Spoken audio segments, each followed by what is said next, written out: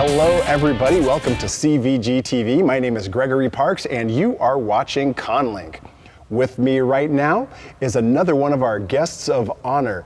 You might recognize him, former Vikings punter, also social activist, author, gamer, and also game designer. Please welcome Chris Kluwe. Thank you for joining us, Chris. Yeah, thank you for having me. Thanks for saying all the different titles. Well, you have lots of them, lots of hats. And, you know, Yeah, I do wear a lot of hats.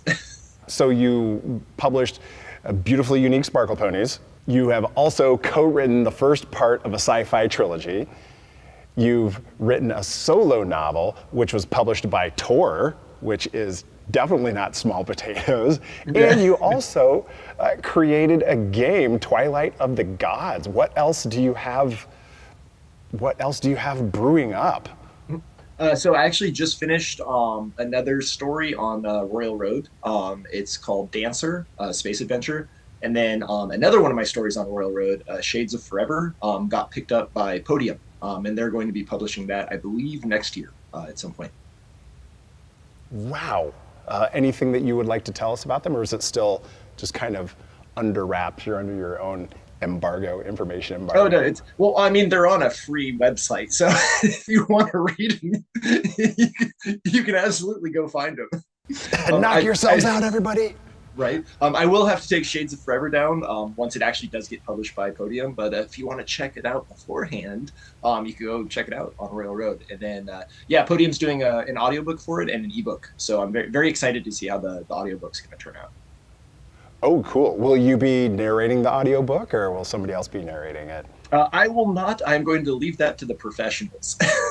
You know, sometimes it's great to hear authors read their own work. But yeah, I did narrate Beautifully Unique Sparkle Ponies, so I did get some experience from that. But yeah, I think on the whole, it's probably better if someone else does it. It's well known by this point that you are a fan of games and gaming. What were the first things that drew you in to gaming as a younger Chris? What are the first foundational inspirations? Yeah, so kind of the foundation for me for gaming was I was sorry if you can hear the dog barking, she's annoying.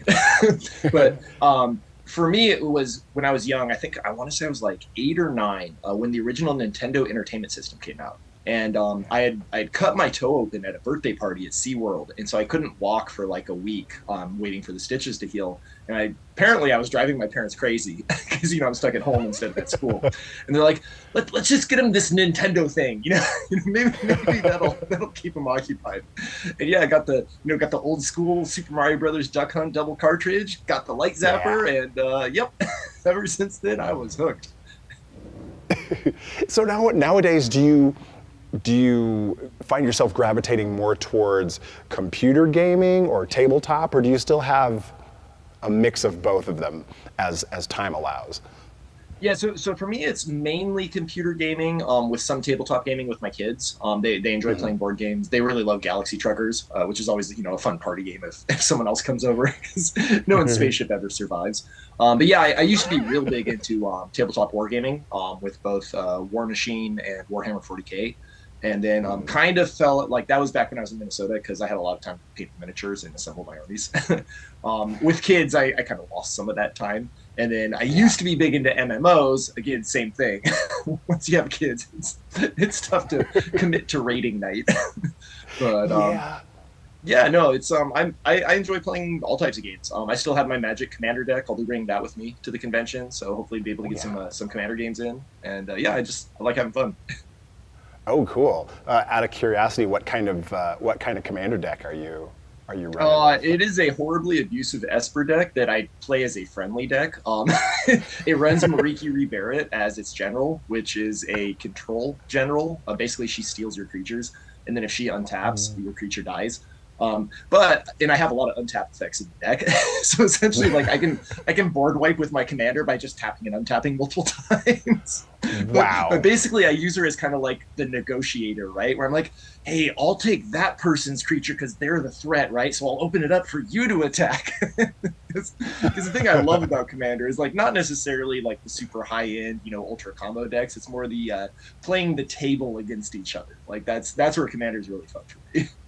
Ah, you're the instigator. Yeah, and I always try to convince people that I'm not the threat, but I'm pretty much always the threat.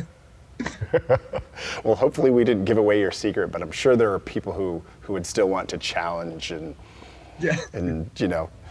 do commander fight at the OK Corral. Oh, for sure. See if they can stand up to your deck. Oh, I'm sure they can. Again, my deck doesn't get started very quickly. I try to go for really silly win conditions. So. Oh, nice. That keeps it fun. And interesting. Yeah, exactly. It's not meant to be a sweaty deck. It's to have fun.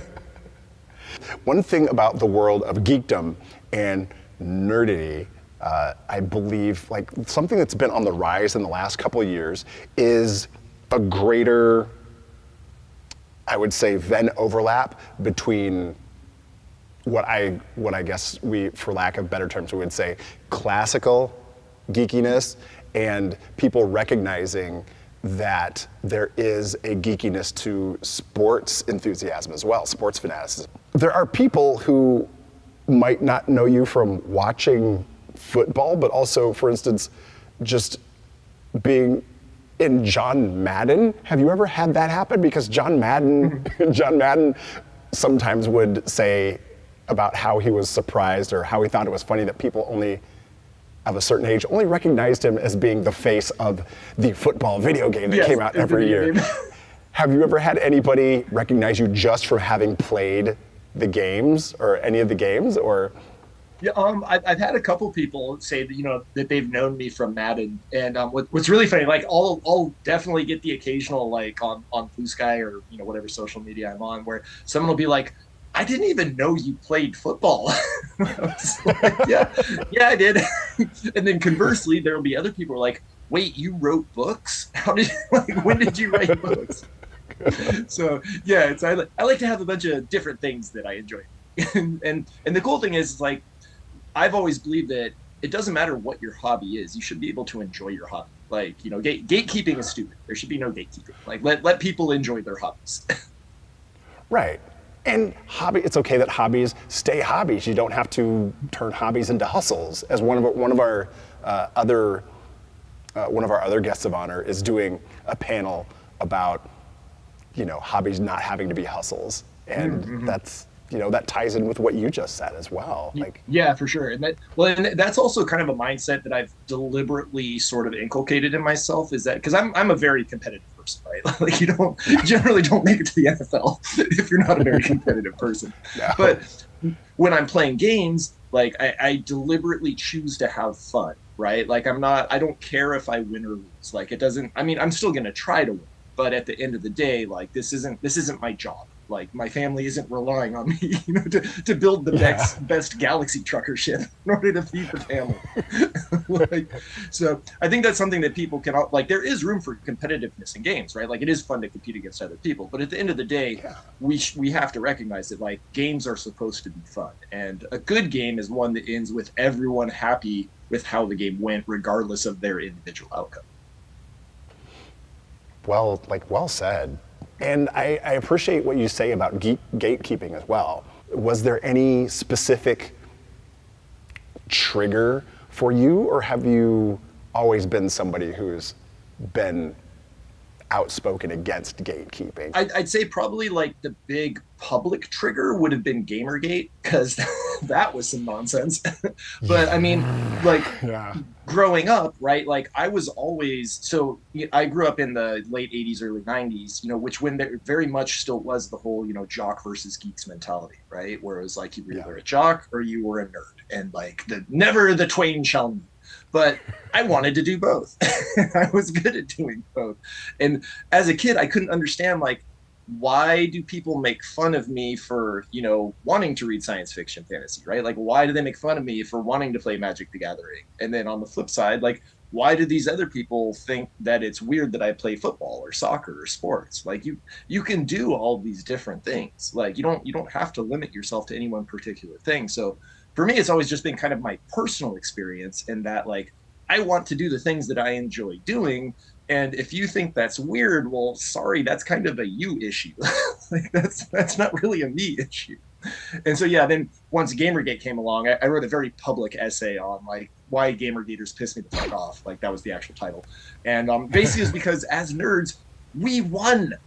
Like, popular culture is nerd culture. Like, I mean, the Big Bang Theory, like, with super popular primetime television show. Like, you can't say that, like, oh no, we're stuck in our basements and no one appreciates us. It's like the Marvel Cinematic Universe makes more money than most countries. Like, exactly. We did it. And there's like more Star Wars now than there ever has been before, and Star Trek's back. Yeah, and the other thing is, like, with the rise sort of, of nerd fandom as popular culture, like, I think a lot of people got upset about the fact that meant that nerd fandom wasn't any longer like the old beardy white guys, right? Like, no disrespect to the old beardy white guys, but there are a lot of different people who like gaming, like, who like nerd culture, and they need to be included as well, because the more people we have underneath our tent, the more cool stuff that gets created and the more cool experiences we all get to enjoy. Yeah, I appreciate you saying that. And I think anytime anybody says something of that sort, it makes things all the better. Like you said, like, we won, the nerds won. And you should want there to be as many people partaking in your hobby as possible, because like I just said, the more people that are engaged what you like doing, the better chances you have of getting cool stuff. Like, it's a lot harder for, a group of 3 people to make a wide variety of cool things than it is for a group of 300,000 people to come up with ideas. So yeah, everyone wins when you include everyone. Exactly. And you might even get to inspire somebody else or introduce somebody else to something new, or they might have heard about it, and you might be the person who can just help them take that last step into delving into it, like the XKCD comic about the Lucky 10,000. Have you seen that? Or yep. Yeah. Guess what? I get to explain something to you. That's literally going to be my panel on the physics of punning. Cool. Yeah, it's going to be, here's me explaining this super niche thing that you have never thought about in your life, I guarantee you. But we're going to go deep into the weeds. So please speak more about that, because you're going to be teaming up with Dr. Jim, who is a frequent CONvergence guest, and he has panels that are consistently people's favorites about the physics of this, that, and the other. So would you explain a little bit about what do punters do, and then how will that be discussed with you and Dr. Jim at your panel? Yeah, so what a punter does in football, for those who aren't aware, is we're professional surrenderers. We get to come out on the field and give the ball to the other team.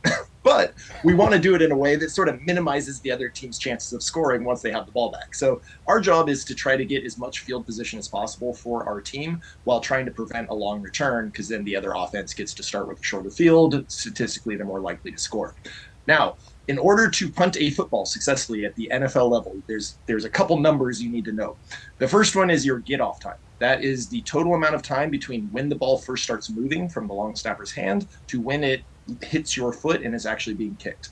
In the NFL, your get-off time needs to be around 2.15 seconds or under. So you gotta be faster than 2.15 seconds. Otherwise, it's going to get blocked. Next number you need to know is your hang time. The longer the ball is in the air, the harder it is for the returner to return it, because it gives your coverage guys time to run down the field. So hang time, usually you want it, a good rule of thumb is that for a 45-yard punt, you want at least 4.5 seconds of hang time. So that means that gives your gunners enough time to run down, get to the returner, and then usually he'll wait for a fair catch. The farther you kick it, the more hang time you need. Otherwise, you're giving the returner more field position. Now, the difference between a football and a soccer ball is that a soccer ball is round. right? Yes. It's very easy to kick a soccer ball because, if you know the technique, because the soccer ball doesn't change as it's dropping through the air. You can hit it anywhere on the orb and it will go the way it's supposed to go. A football is an oblate spheroid, which is a technical term that means not round. So, in order to kick a football, to get a spiral and to get the appropriate amount of distance and hang time, the ball has to be in the exact right spot, tilted in the exact right way, at the exact right height for your foot to make contact with full power behind it. And in order to get into that, there's a whole lot of tiny little details that you have to do that involves how you hold the ball, when you drop the ball, how far your steps are. And so I'm super excited to talk with Dr. Jim about this because I know, just inherently from doing it, what every single one of those steps are, what you actually need in order to perform this at a professional level. I'm really interested in seeing, okay, what are the actual physics behind this? Because I've had a, in my head for a long time, it's I wish I could get, sort of an XKCD style illustration of here's how to punt a football. Because again, if you're not a professional football punter, you do not need to care about this in the slightest. It will never impact your world at all. But it's a super intricate and involves a lot of technique. And so I just think it's fascinating that to show that to people and to have them next time they're watching a football game, or if they happen to catch one in passing, they'd be I actually understand what's going on, in this 2.1 seconds of, timing that's actually happening.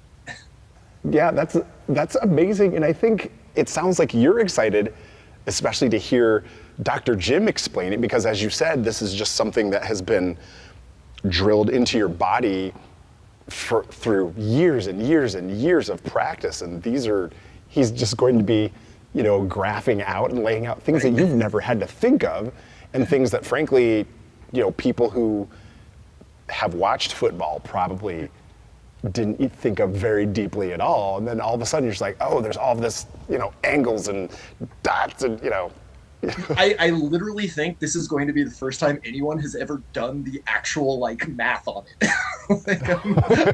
I'm really excited about that part of it because again, I can explain down to the most minute detail all of these concepts. I can't give you the math, right? So I'm super excited to see how Dr. Jim sort of displays and illustrates all that because it really is a lot of very interesting physics related stuff that goes into it. Have you met Dr. Jim before, or worked with him, or spoken with him very much? I have not. I saw his. I think it was his presentation on the physics of superheroes, which was really cool. And yeah, just super excited to just get a chance to talk with him. Okay. Oh, that's cool. I can't wait. I can't wait to see that. Can't wait to hear what a good time you had. One last question. What is your favorite thing? Well, I guess it's two. What is your favorite thing about conventions, and what are you looking forward to at CONvergence? So they're pretty much both the same thing, and it's just getting to meet a lot of interesting, cool people. That's because with conventions, it allows people to come together that otherwise normally might not meet each other, right? So for me, social media fills a lot of that sort of same vibe. Is that there are lots of people who I would never otherwise ever meet in my life. But via social media, I can actually meet them and kind of somewhat get to know them. And then in a convention, it's even better because now you're in person, right? You can actually talk to people, you can hang out with people, you can play games with them.